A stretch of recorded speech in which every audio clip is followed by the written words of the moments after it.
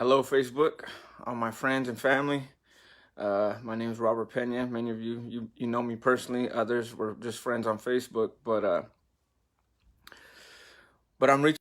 I've been wanting to, and it was during this coronavirus. What better way to, you know, share my testimony and how God changed my life. And my hopes is that it will bless someone, that someone else will be touched, so that you could also know that God is real, that God is powerful, and that God is able to help you through any situation in your life.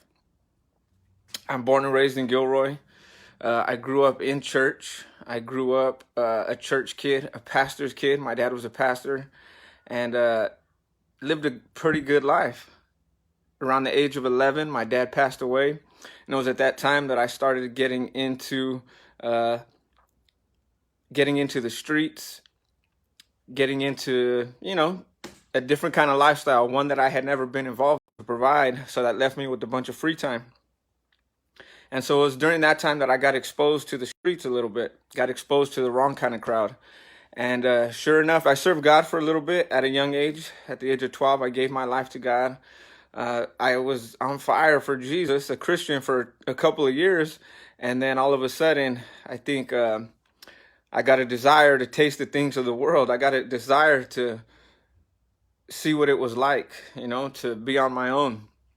And I stopped going to church at the age of 14. And 6 months later, I was in juvenile hall.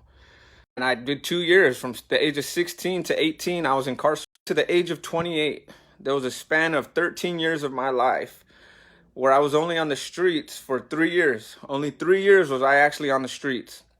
The last time I paroled was 2012. And I came home, and my daughter and my wife, who we had just married while I was in prison, Mally, my daughter was 2 years old, and the whole time I'm in prison, I had never had a job my entire life. I had never worked a day in my life, any other ways. So when I got out of prison, I was always wondering, how am I gonna support my family? That was the biggest thing that I asked myself. How am I gonna support my family, not ever having worked a job? I told myself, I'm gonna do good. I'm gonna stay away from the wrong crowd. So I got out in August. By New Year's Day of 2013, I got out in August. By New Year's Day of 2013, I was back in jail. Again, using drugs, again, hanging around the wrong crowd. And it was at that point, God, for a praying mother. If you're a praying mother out there and you're praying for somebody, I encourage you, don't stop. It doesn't always work on your timing, but I know it works. And because of the prayers of my mom, because of the prayers of my sister, people in my mom's church, which is the church I now attend, Victory Outreach San Jose, because of those prayers, right after I had hit rock bottom, I was like, man, I caught this case, and I was looking at a lot of time, and I knew if I didn't make a choice, someone else was probably going to be raising my daughter. And that's, God used my kids. God literally used my kids to change life.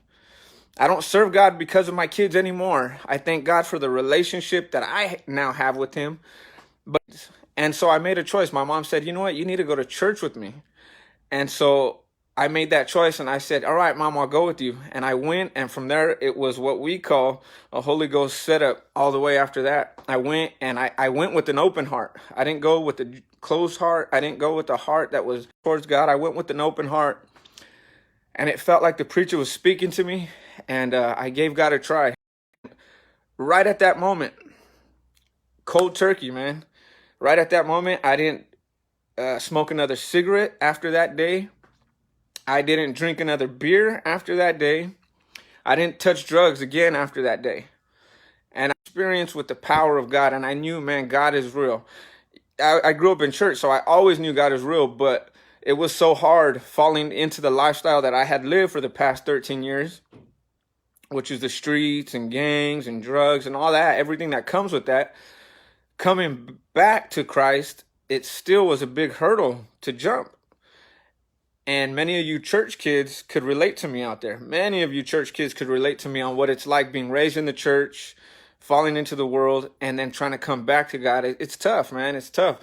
And so that experience right there is what man, fully convinced me again. People that I met in church, but he was my God. And from there, it was definitely a process, to I was talking to a good friend of mine, Jesse Jimenez. He's a pastor in Gilroy, and we're starting a Testimony Tuesday.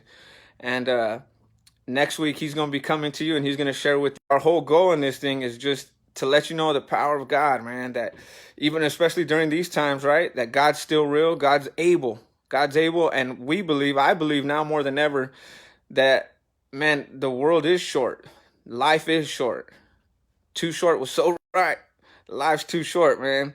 But there's no better time than now to begin to make amends, to soften your heart towards God. There's no better time than now to revisit the church. And again, church has never been a building. It's always been about the testimony. Could somehow minister to you on how it doesn't matter where we go in life. It doesn't matter. I never belonged in the streets. I was raised a pastor's kid. I was raised in the church. I never belonged in prison, yet I found myself there for a lot of years, many years. But God was still able to restore my life. He's still been able. Now I didn't have a job a day before the 88 years old. But now I stand before you employed by the city of San Jose. I got a career. I don't just have a job. I have a career. And again, it's not because of anything I've done. It's only because of the love and the grace and the power of Jesus Christ. And we have a family now. My kids are raised in church. A couple of my kids are saved, serving God. Now I'm able to be just a father. I'm not just a biological dad, but my kids, and that's the greatest joy and the greatest privilege. And even more than that, I'm even able now to be used by God. I love the Lord and people.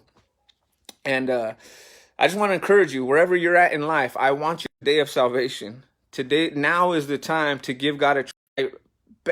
I beg you, do yourself a favor. Maybe you're not even in a bad situation, but whatever your situation is, I just want you to know, man, that God's bigger than your situation. Even if it's a good situation, Jesus Christ is bigger than your situation.